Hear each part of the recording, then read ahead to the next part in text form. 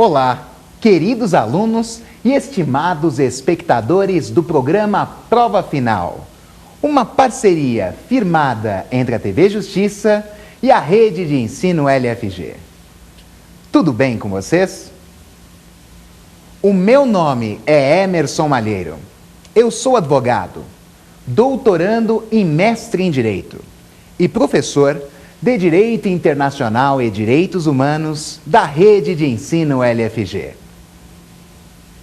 Para aqueles que ainda não conhecem o programa Prova Final, saibam que ele é dividido em 3 blocos. No primeiro bloco, vamos encontrar o tema do dia: aplicação de direito estrangeiro no Brasil. Vou transmitir para vocês informações sobre a aplicação de lei estrangeira em território nacional, bem como a homologação de sentença alienígena no Brasil. No segundo bloco, meus amigos, vamos encontrar o Pergunte ao Professor, em que alunos de todo o Brasil elaborarão questões sobre o tema. Esse é o instante do programa em que vamos aprofundar o assunto, cuidando de questões importantes que não apareceram no tema do dia. Por fim, mas não menos importante, vamos encontrar o terceiro e último bloco, com o X da questão. Perguntas extraídas de concursos públicos serão examinadas com a pertinência e profundidade necessárias para a sua cognição. O programa de hoje está imperdível, meus amigos. Vamos agora para o estupendo tema do dia.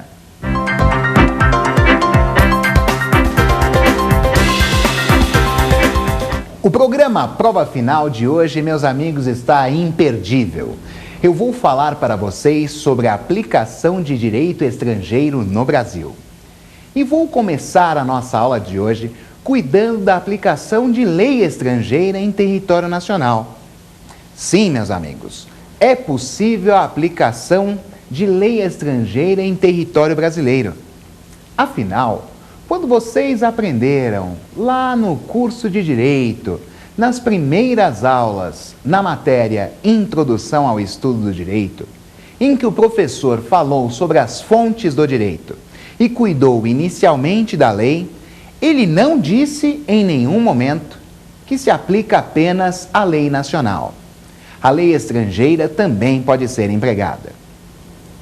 No entanto, meus amigos, para que isso aconteça, mostra-se essencial o cumprimento de alguns requisitos. Sem eles, não podemos falar na aplicação de lei estrangeira no território brasileiro. Inicialmente, meus amigos, é essencial que a parte que tenha interesse na aplicação da lei estrangeira provoque o Poder Judiciário com uma petição. Desse modo, a invocação por uma das partes se mostra como o primeiro requisito essencial para o emprego da legislação alienígena em território brasileiro. No entanto, meus amigos, também precisamos verificar que a parte que invoca a aplicação de lei estrangeira detém o dever de comprovar o teor e a vigência desta lei. E é muito simples de ser feito. Por exemplo, poderá a parte juntar aos autos do processo documentos oficiais do estado de origem da lei que comprovem a sua efetiva vigência e o seu teor. No entanto, meus amigos, preciso destacar para vocês que, se eventualmente for inviável a prova pela parte, o juiz deverá aplicar a lei brasileira, para que o caso não fique sem solução. No Brasil, não se emprega o non liquid. O juiz, sempre obrigatoriamente, deverá proferir uma decisão diante do caso concreto que lhe foi exposto. Dá-se o fato e o juiz confere efetivamente o direito. Preciso destacar para vocês, no entanto, meus amigos, que é possível ao magistrado aplicar de ofício a lei estrangeira. Basta que ele conheça do seu teor e saiba efetivamente da sua vigência. No entanto, preciso destacar para vocês que quando o magistrado brasileiro aplica de ofício a lei estrangeira, deverá desconsiderar qualquer remissão por ela feita a outra lei. Isso porque, em verdade, no Brasil é permitida a aplicação de lei estrangeira, mas não de toda uma legislação alienígena. Não posso deixar de mencionar para vocês que a norma jurídica a ser aplicada diante do caso concreto deve ter conexão com a relação jurídica. Não pode ser uma norma que não tenha nenhuma ligação com o caso concreto.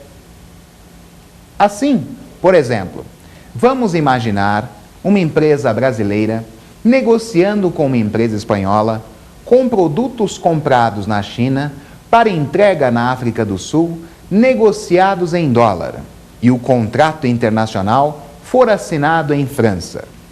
Não poderá o magistrado brasileiro de ofício aplicar uma lei da Austrália ou da Nova Zelândia, porque não existe nenhuma ligação com a relação jurídica.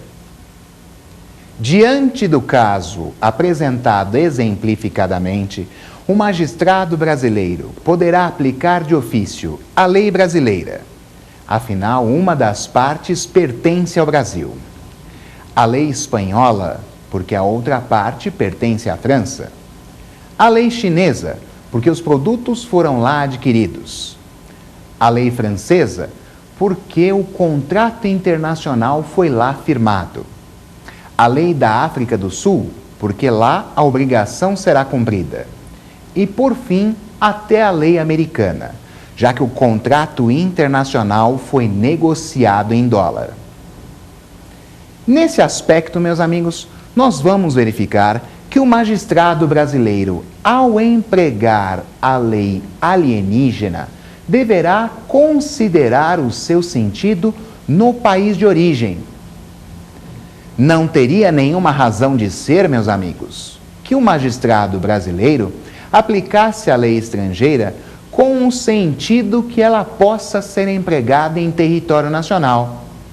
Pois, caso contrário, se assim fosse, poderia aplicar o próprio direito brasileiro, sem a necessidade de recorrer a uma norma alienígena.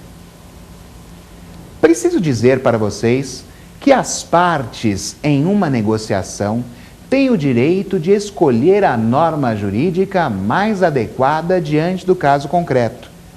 No entanto, essa vontade das partes possui limitações. A vontade das partes mostra a sua presença pelo elemento de conexão lex voluntatis. As restrições encontram-se na ordem pública, nos bons costumes e na soberania nacional. Ao falar de ordem pública para vocês, meus amigos, preciso mencionar adequadamente que ela não significa a própria legislação. Muito pelo contrário, meus amigos. A ordem pública é o reflexo sociopolítico-jurídico sobre toda uma legislação, que reflete a moral básica de uma nação e se constitui em princípio que não pode ser atingido pela lei estrangeira. Os bons costumes, por outro lado, encontram guarida na prática reiterada de atos, com a convicção de sua obrigatoriedade. Desse modo, não podemos esquecer que também deve ser considerada a soberania de um Estado. A soberania, meus amigos, é a qualidade que caracteriza o poder político supremo de um Estado, como afirmação de sua personalidade independente, autoridade plena e governo próprio, dentro do território nacional e também nas relações exteriores. Observem que o magistrado deve observar uma série de requisitos para a aplicação da lei estrangeira no Brasil. Mas, como estamos falando de direito alienígena como um todo, o que deve ser feito para a homologação de sentença estrangeira em território nacional? É bastante simples, meus amigos. Preciso mencionar para vocês que alguns requisitos também devem ser obedecidos. De acordo com o artigo 105, inciso 1, a linha I da Constituição Federal Brasileira, a homologação de sentença estrangeira é de competência do Superior Tribunal de Justiça. Antes da emenda constitucional número 45, de dezembro de 2004, a competência era do Supremo Tribunal Federal. Agora, não há como errar, meus amigos. O STJ vai verificar o cumprimento de determinados requisitos para que então possa homologar. Verifique-se adequadamente que não é dever do Superior Tribunal de Justiça analisar o mérito da questão. Simplesmente confirmará a decisão, se for o caso, para a produção de efeitos em território brasileiro. Desse modo, meus amigos, vamos verificar que inicialmente é essencial que a sentença estrangeira tenha sido proferida por juiz competente. É claro que devemos considerar essa competência de acordo com as normas de origem da decisão, não uma interpretação da competência de acordo com as normas brasileiras. Seguindo esse mesmo caminho, meus amigos, é essencial que as partes na origem tenham sido devidamente citadas ou que legalmente tenha se operado a revelia. Não podemos esquecer, em hipótese alguma, que o trânsito em julgado se mostra fundamental para que essa homologação ocorra. Também, a sentença estrangeira deve estar devidamente revestida das formalidades necessárias para a execução no local em que a decisão foi efetivamente proferida. Desse modo, se encontra substancialmente esse fundamento na origem, nada impede a efetiva confirmação da sentença em território nacional. É imprescindível, meus amigos, que essa sentença estrangeira tenha sido traduzida por intérprete autorizado. Não raro, estamos falando no caso do tradutor juramentado.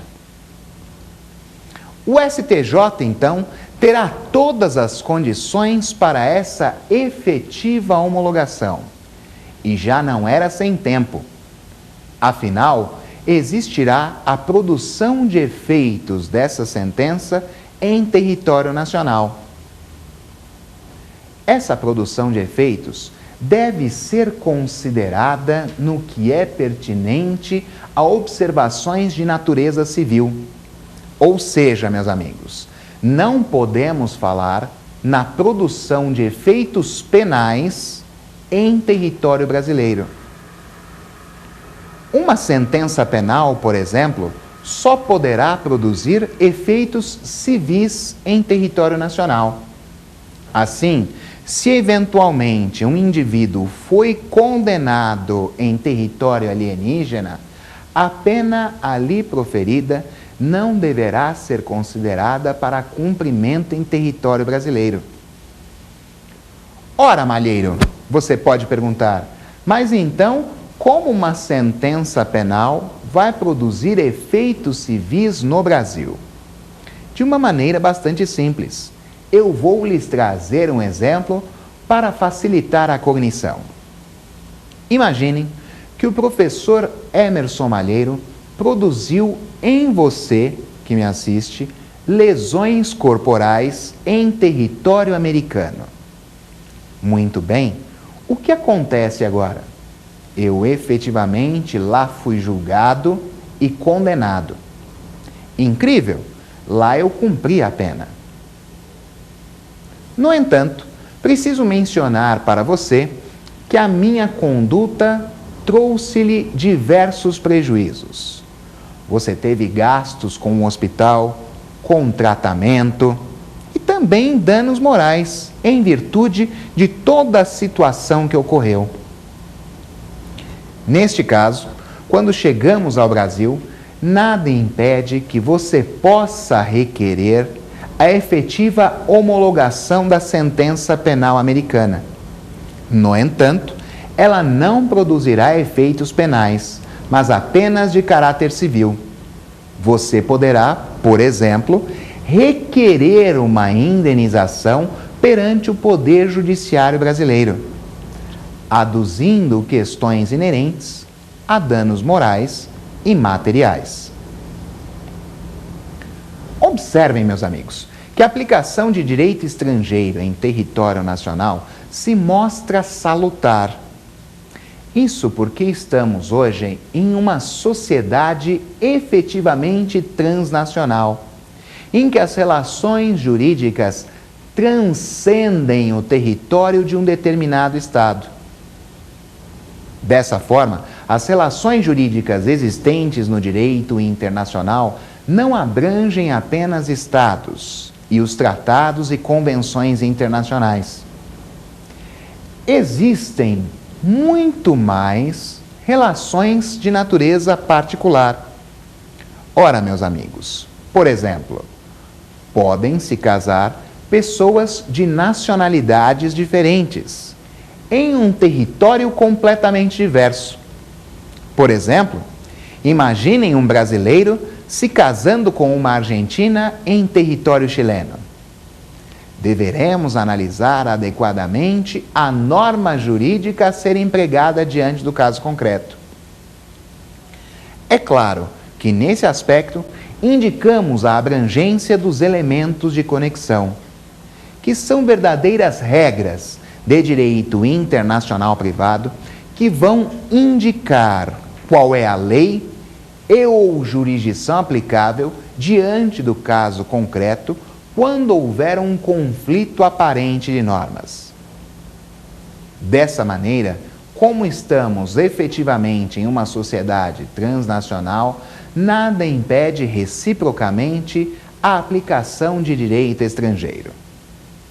É claro que no caso brasileiro, quando falamos efetivamente na homologação de uma sentença alienígena, ou seja, que foi produzida em outro território, a consideração sobre o seu posicionamento deve ser muito maior.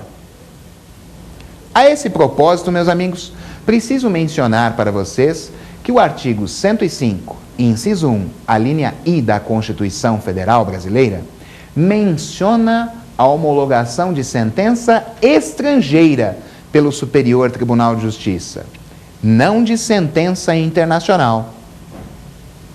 Isso significa dizer, portanto, que uma sentença internacional não precisa de homologação. Em primeiro lugar, em face da ausência de expressa disposição legal. E em outro aspecto, devemos examinar que a sentença internacional é aquela que foi proferida por uma corte nas relações exteriores.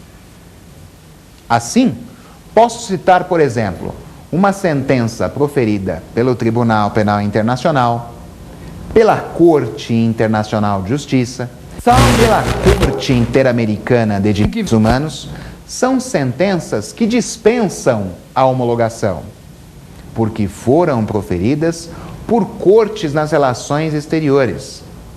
Não foram proferidas no território de outro Estado.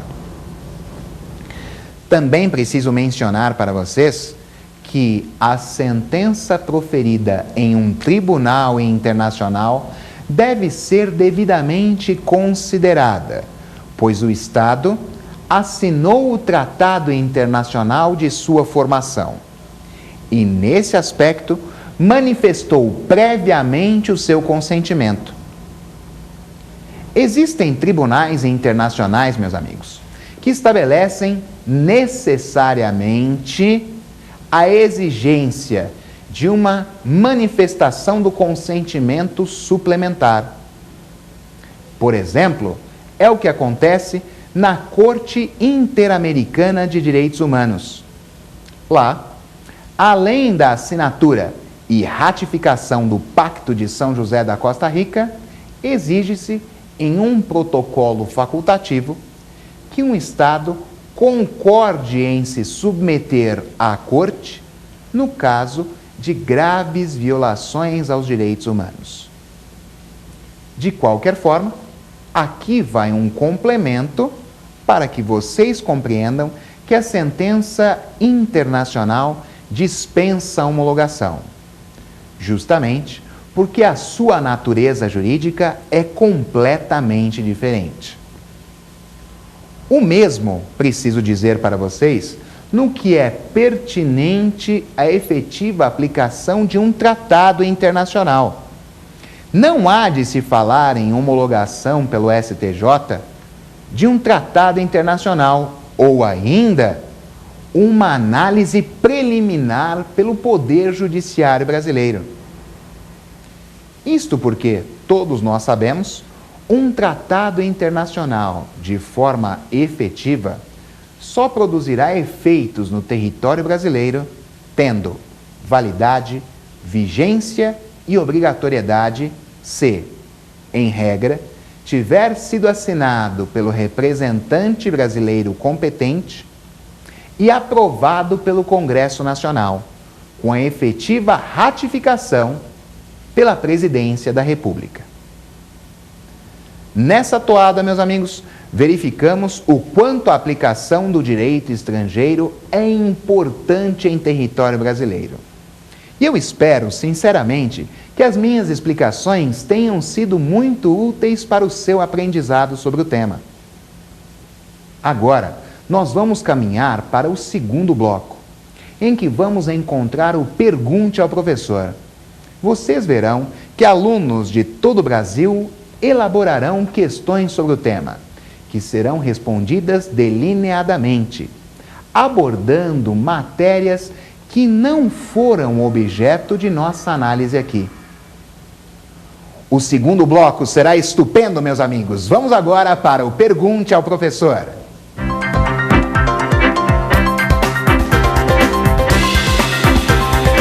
Depois do estupendo tema do dia, vamos agora ao fantástico Pergunte ao Professor.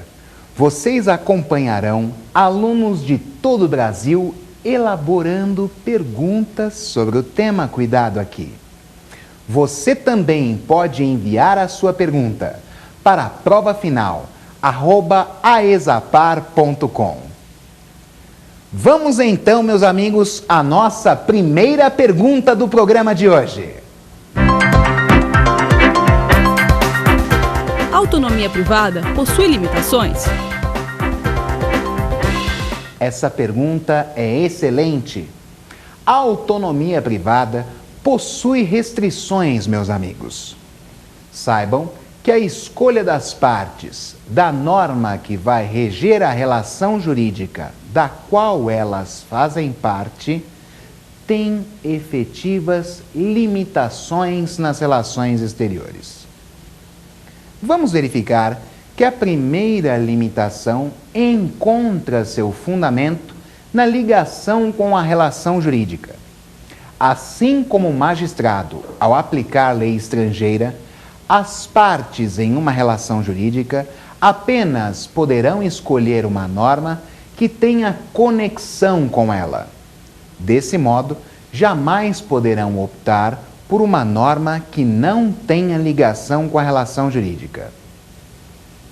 Nesse mesmo aspecto, precisamos verificar que uma norma escolhida pelas partes não poderá ofender a ordem pública, os bons costumes e a soberania nacional. Se eventualmente a lei estrangeira escolhida pelas partes, em algum de seus artigos, fizer remissão a outra lei, essa deverá ser efetivamente desconsiderada, já que sabemos ser impossível a aplicação de toda a legislação alienígena, senão apenas uma lei estrangeira.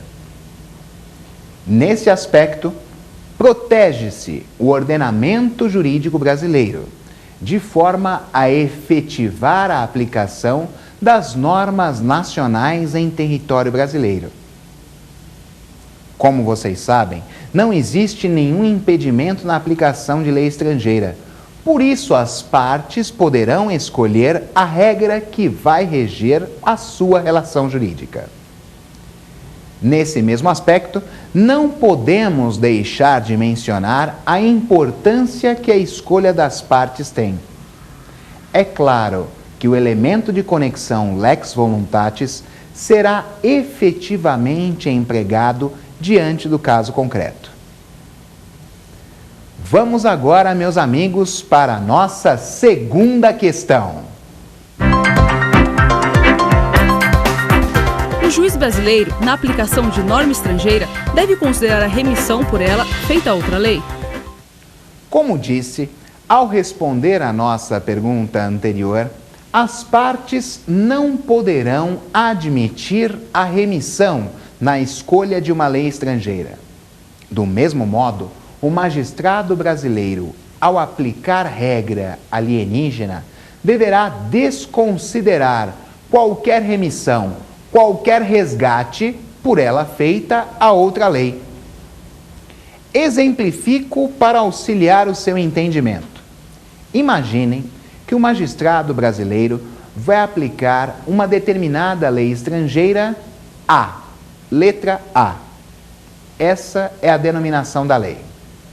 Essa lei A possui 10 artigos. Hipoteticamente, o artigo 8º faz a remissão a outra lei, ou seja, resgata outra norma jurídica do ordenamento alienígena.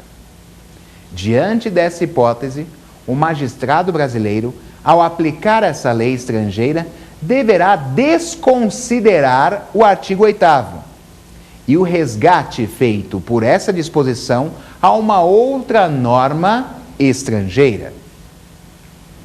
A remissão deve ser desconsiderada por uma razão bastante simples.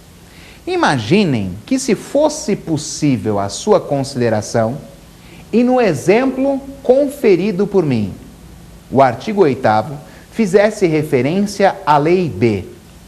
E a Lei B, com, por exemplo, 5 artigos, no seu artigo 3º, fizesse referência, remissão, resgate a uma Lei C. E em seu teor, com 3 artigos, o artigo 1º já fizesse o resgate de uma Lei D. Em apertada síntese, meus amigos, teríamos a aplicação de todo um ordenamento jurídico estrangeiro, atingindo violentamente o ordenamento jurídico nacional. Por esse motivo, a remissão é vedada, é proibida. Do mesmo modo, devemos desconsiderar o reenvio, que nada mais é senão uma atribuição de competência alienígena vedada em território nacional. Vamos agora, meus amigos, à nossa terceira pergunta. Vamos lá, vamos ver. Quanto ao ônus e aos meios de se produzir, a prova dos fatos ocorridos em país estrangeiro rege-se por qual lei? A brasileira ou a estrangeira? Essa pergunta, meus amigos, é estupenda. Quanto à prova produzida no estrangeiro, qual norma deverá regê-la? A brasileira ou a alienígena? Observem que se cuida de uma questão bastante capciosa. Conhecemos efetivamente a produção de provas em território nacional, bem como as regras que devem regê-las. Mas as provas produzidas no estrangeiro deverão considerar as regras de origem do local em que efetivamente elas foram produzidas. Isso ocorre porque tais provas devem obedecer determinadas solenidades que apenas as peculiaridades da legislação do Estado operarão. Nesse aspecto, meus amigos, não posso deixar de mencionar para vocês que no Brasil jamais poderão ser admitidas provas que a nossa legislação efetivamente desconheça. Observem, portanto, que provas produzidas no estrangeiro, desconhecidas no Brasil, não poderão ser aceitas. Caso contrário, a aceitação é proveniente da aplicação da norma do estado de origem, ou seja, onde a prova foi efetivamente produzida. Seria uma exigência, um encargo excessivo, considerar que uma prova produzida no estrangeiro deva obedecer às formalidades brasileiras. Nesse aspecto, meus amigos, sabemos que existem estados que não conferem nenhum valor a uma prova produzida no estrangeiro. Outros que consideram integralmente o valor de uma prova alienígena. E outros estados ainda que consideram apenas a produção da prova com um valor parcial. O Brasil considera o valor integral de uma prova produzida no estrangeiro. No entanto, há uma consideração que deve se delinear. Essa prova deve ser conhecida em território nacional. Igualmente, assim como verificamos com as normas jurídicas, sabemos que serão inadmissíveis provas que venham eventualmente a ofender ordem pública, bons costumes e soberania nacional. É claro, se essa regra é aplicável ao direito material, nada impede que ela seja empregada também em relação ao direito formal, no que diz respeito às solenidades de formação da prova em território nacional. Vamos agora, meus amigos, na sequência, a nossa quarta pergunta. Vamos ver. Que norma deve reger direitos de família envolvendo estrangeiros? Quando falamos em direito de família e aplicação das regras envolvendo estrangeiros, a regra é que efetivamente apliquem-se as normas considerando o domicílio dos envolvidos. Se cuidarmos do emprego de um elemento de conexão, esse é denominado lex domitili. Observa-se delineadamente a norma jurídica do domicílio em que as pessoas se encontram. Desse modo, o direito de família deve ser efetivamente considerado. São aspectos que devem ser abordados delineadamente, pois o local de domicílio das partes registra efetivamente o seu ânimo definitivo em determinado território. É claro, meus amigos, que estamos cuidando do estrangeiro, aquele que se encontra legalmente em um território de um determinado estado. Não podemos esquecer que o domicílio se mostra como uma regra importante e geral quando falamos sobre a aplicação de elementos de conexão que observam direitos de natureza pessoal. Assim, o direito de família nada mais é senão um direito pessoal, inerente ao indivíduo e que revela a sua condição humana. Devemos observar, meus amigos, que a lei do domicílio leva em consideração regras inerentes ao direito de família, mas também pode ser aplicada sob outros aspectos e abrangência doutrinária. Vamos agora, meus amigos, à nossa quinta e última questão do programa Prova Final, no bloco Pergunte ao Professor. Um casamento realizado no exterior se rege por norma de qual estado? Essa questão é bastante importante. Observem que na pergunta número 4, falei para vocês que o direito de família se rege pela lei do domicílio. Ora, vocês podem me dizer, Malheiro, aqui também a regra do domicílio deve ser empregada. Afinal, o casamento vai formar efetivamente uma família, não é? E eu vou lhes dizer, aqui a regra será completamente diferente. Vamos observar juntos a questão. Analisando-a, verificaremos que um casamento leva em consideração o cumprimento de determinadas solenidades para a sua formação. Desse modo, deveremos considerar intrinsecamente que as normas referentes à manifestação do consentimento dos nubentes deve ser aquela do local em que foi celebrado o casamento. Ora, entendamos que ali efetivamente foi constituída a relação jurídica. Desse modo, no que diz respeito à formação do casamento, as normas que vão regê-la levam em consideração o local de sua celebração e não o domicílio.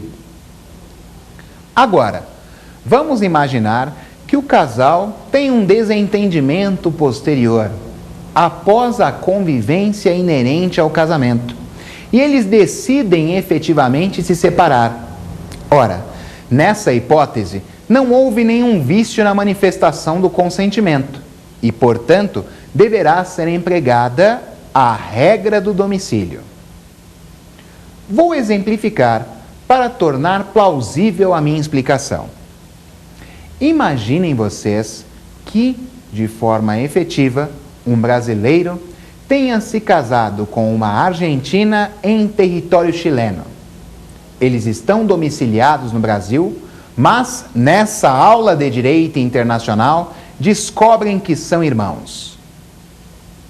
Nesse caso, existiu um vício na manifestação do consentimento, que comprometeu a própria formação da relação jurídica entre os nubentes. Desse modo, a norma a ser empregada no caso concreto exemplificado é a chilena, porque lá o casamento foi celebrado. Mas, diante dos mesmos atores, vamos modificar a substância desse exemplo. E vamos imaginar que, igualmente, um brasileiro se casou com uma argentina em território chileno e eles estão domiciliados no Brasil. Agora, não tem essa história de descobrir que são irmãos, não. Não é o caso.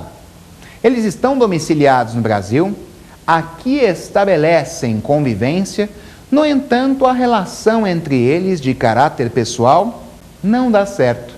Eles se desentendem frequentemente e decidem se separar. Nesse caso, meus amigos, vamos aplicar a norma do domicílio. A regra não será a chilena da formação do casamento, mas sim a brasileira, do domicílio dos nubentes. Efetivamente, devemos considerar a observação sobre o ponto de vista jurídico para a aplicação da lei brasileira ou da lei estrangeira. Afinal, nada impede que uma norma alienígena seja empregada em território nacional. Quando falamos na celebração do casamento e no vício de um consentimento, estamos na formação de uma relação jurídica. De outro lado, quando verificarmos partes que não se envolvam em um casamento, mas em uma relação comercial, deve-se observar a norma do local em que foi constituída a obrigação. Assim, por exemplo, imaginem vocês uma empresa brasileira prestando serviços na África do Sul, conjuntamente a uma empresa sul-africana. Imaginemos que lá foi formado o contrato internacional, com a assinatura das partes. Nesse caso, imaginando que a empresa sul-africana não cumpra sua parte na relação jurídica contratual e a empresa brasileira retorne ao nosso território e ingresse no Poder Judiciário, o magistrado brasileiro terá a obrigação de aplicar a lei sul-africana, pois, para qualificar e reger as obrigações, aplicar-se-á a lei do país em que se constituírem. No caso concreto, no exemplo conferido, a África do Sul.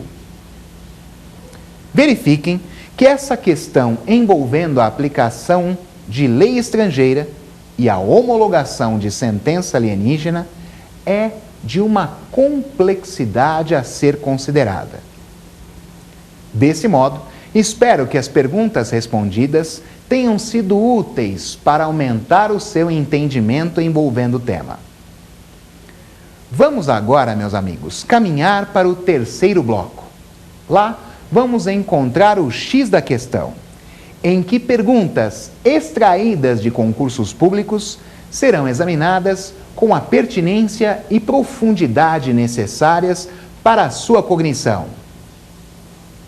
Esse terceiro bloco será como nenhum outro. Vamos agora ao X da questão.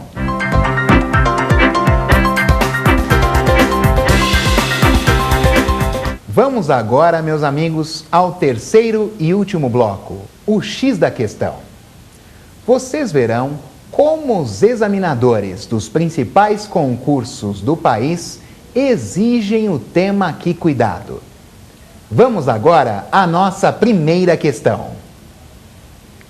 Defensor Público, Defensoria Pública da União, CESP, 2010.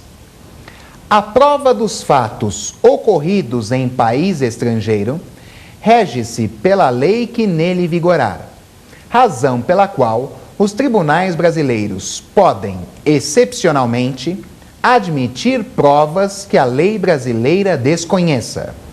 Alternativa A, certo. Alternativa B, errado. Verifiquem, meus amigos, que o examinador quis fazer com que você incorresse em erro. Isso porque trouxe algumas informações corretas e uma informação errada que maculou toda a questão.